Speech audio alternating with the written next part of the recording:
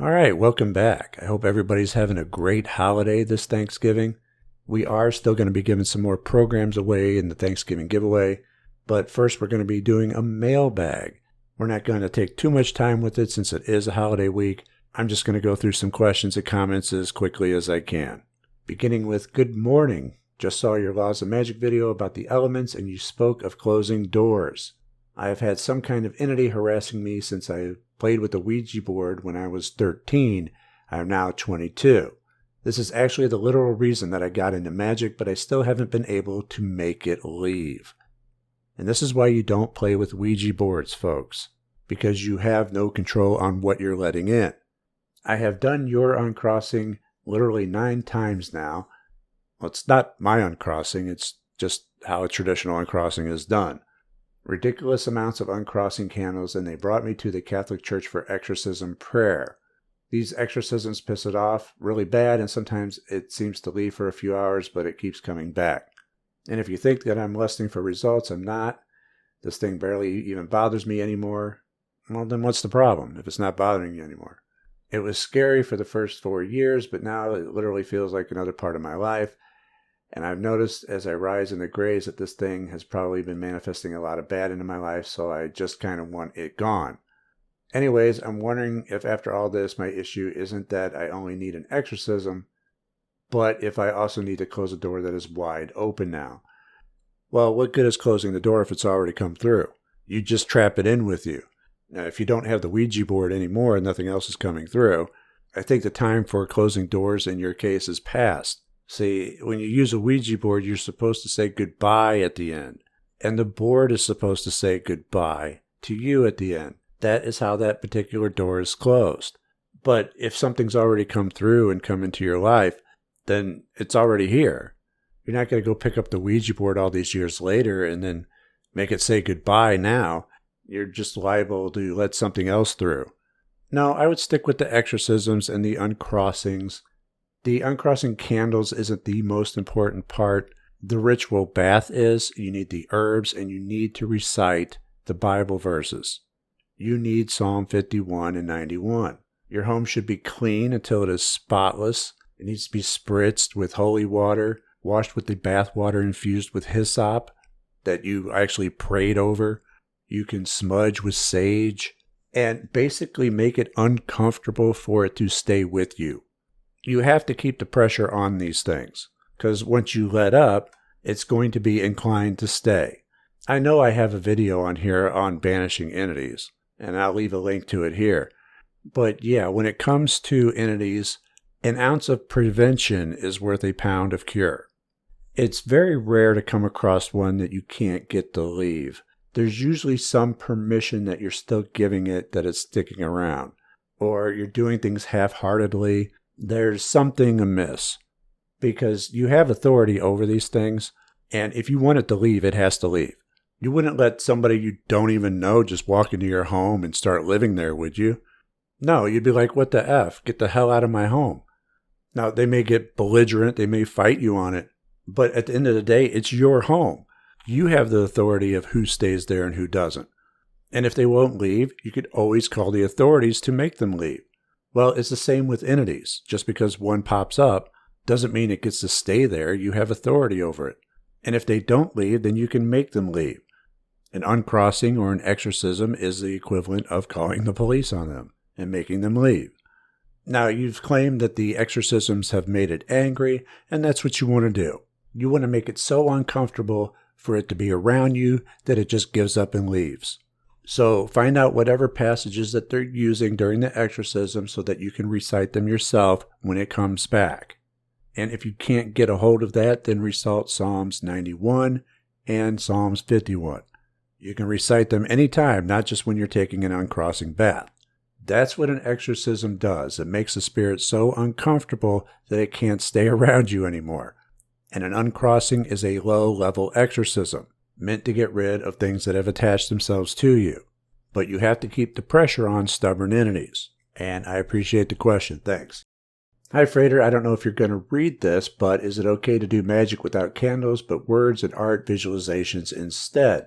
Since I want to be safe from fire hazard and be a bit low-key when I do magic work, and I don't have the cash to buy magic materials, and I don't want my parents to buy me or ask them because they'll probably be suspicious and reject because they have different beliefs, ideas. Can sigils, art, literature, words, etc., can that, without the use of candles, influence opportunities in other people's lives? No, absolutely. Now, I always prefer to have a bit of flame around when I do any type of magic, which typically takes the form of candles. But you can do sigil magic without candles. All you need is a pen and paper. And that's just one of the forms of magic that you could do without candles, albeit the easiest form. Now, if I were you, that's what I would start with. Sigils can manifest things into reality. That's why my sigil program is called Manifesting Reality. And they're also fantastic for making changes to yourself, reprogramming the subconscious. But they're not as good for influencing others. For that, the best option is still candle magic with sympathetic links. And might I ask, do you believe manifesting or magic got some connection in chaos theory butterfly effect? Well, sure, the changes that you make in the world are going to have lasting consequences. That's why I also teach responsibility. Say, this is something you wouldn't even have to ask if you've had a huge magical success, right? A success that's life-changing, that's turned your entire existence around, so that everything in your life from that point on has been influenced by your magic. You only ask those kind of things when you have small successes, like, oh, somebody gave me the $20 that they owed me, just out of the blue. Or I manifested the orange ball in the yard, right? That's a small success. And you're wondering if the butterfly effect applies to it. What had to happen for the ball to reach you? And in the previous mailbag, we had an example of just that very thing. Of course, but it's not really a question when you have a really life-changing success, because you know that everything from that point on has been influenced by your magic and has forever altered your fate. And I appreciate the question. Thanks. Manifesting Reality is the complete sigil magic course, a 4-part video program covering everything that you need to know about performing sigil magic. Now, sigil magic is one of the easiest types of magic to do, and a lot of people already know how to do it. If you're one of them and it's working for you, that's great. This course covers how I do it and a lot more. We're going to be talking about symbolism, how to craft a correct statement of intent, arguably one of the most important parts of magic, how to simplify your sigils because the subconscious loves simplicity, long-term strategies and astrological correspondences, showing your sigils, creating your own mantras, and more. This is the program that's going to get you up and manifesting what you want in the shortest amount of time in the easiest way possible. If you have a pen and paper, then you have everything that you need to get started. You can get Manifesting Reality and other Mind and Magic programs over at mindandmagic.com today.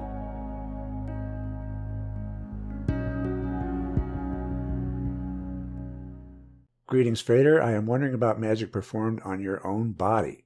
I am an amateur bodybuilder, and I was thinking that if the subconscious rules over our bodily functions, then theoretically, it is possible that we can elicit growth with just our minds.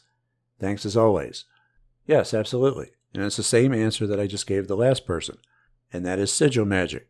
Sigils are the perfect tool to use to get into your subconscious to make the changes that you want. They are literally a way to give your subconscious mind instructions. This is why they're so incredibly good at making changes to yourself. In fact, making personal changes to myself, I would consider some of the best successes that I've had with sigil magic. So that would be the type that I would explore first, and then add other magic types to it if you want. And thanks for asking. Great video. Let's talk about the key to happiness video. How many hours per day for 10 months does one have to stare at a single point on a wall and meditate on every facet of that point? As long as you're able, 15, 20 minutes. It's not that long. It's not like hours. A lot of people, when they begin meditation, they can't stand it. They don't even get 2 minutes in without giving up. You just increase it until you're able to handle it. And then it's probably about 15, 20 minutes, sometimes more, sometimes a half hour. It just really depends on what's going on during the meditation. Sometimes you're getting such good information that you don't want to stop. When you begin to get some really good cross-communication between the subconscious and the divine and yourself, most of the time you're not going to want that to end. You're in that meditative zone, so to speak. So there's no real steadfast rule on how long you do it. You just do it until you effectively get the information that you need. Some days it's going to come easier than others. But for myself personally, I was meditating probably about 20 minutes or so. Some days shorter, some days longer. There are some things that just can't be rushed. And so it's something that I wouldn't even start if you have to be somewhere in the next hour and have to watch the clock. Meditation is only successful if you're not worried about such things and you can relax. Okay? And I appreciate the question. Thanks. Hi, Frater. I'm just wondering your thoughts on the whole Travis Scott fiasco with the concert at the Astro World Festival. Could you do a video on that? Thanks. Probably not do a video on it. I have gotten a few requests such as yours, but to be honest, I really don't have anything to add. Some people got crushed and stampeded at a concert venue, a festival. They just had too many people pushing towards the stage. And when it was apparent that something was obviously wrong, he chose not to stop the concert and continued on, even with people pleading for help and begging him to do something about it. So I wasn't there. I've heard exactly what you've heard about it. I don't have anything to add other than it's a tragedy and probably a preventable one.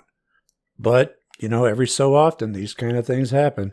Some of you may be too young to remember the Station nightclub fire. Most of you probably remember it. Back in the early 2000s when the band Great White, their pyrotechnics set the nightclub on fire. Like 100 people were killed in that one, including their lead guitarist at the time. And then another 200 people were injured. There's only like 400 people in the club. Sometimes things at these shows go really wrong, but thankfully they're rare occurrences. What are your thoughts on Gallery of Magick and Damon Brand's book, Magical Riches? I typically believe in using a protective circle, but he doesn't mention using one when working with sigils and genius spirits. Well, I typically don't like to comment on other magicians' works, right? I'm not going to be giving out reviews on anybody's material anytime soon. And I don't want them getting upset with me if I say anything that they don't like. So all I'm going to say about the Gallery of Magick's books is that I've had mixed results. With Damon Brand's books in particular, I've had subpar results, as in virtually none. I've had much better results with the other authors under the Gallery of Magick name. But they could be the same guy for all I know, just using a different pen name. I don't know. All I can say is I've had good results with some of the material and non-existent results with some of the other. But your mileage may vary. Just because I didn't get good results with something doesn't mean that you won't get good results with it. It's much like NAP, the new avatar power, which has just come back into print, by the way. That particular book would cost you a small fortune not that long ago. I just recently picked up a Kindle copy for myself because I already had the book, but I wanted a copy on my phone also. But with new avatar power, it's the same kind of thing. There were some rituals in that book that I would have phenomenal results with. And then others would be complete duds. And that's what Gallery of Magick's books have been like for me. But such is the nature of magic. And thanks for the question. We got time for one more. I get terrible migraines if I am in fluorescent or LED lighting for too long. Not the best for people who have those issues set aside from the spiritual aspect. I did the same as you. I stocked up on as many incandescent bulbs as I could when I heard that.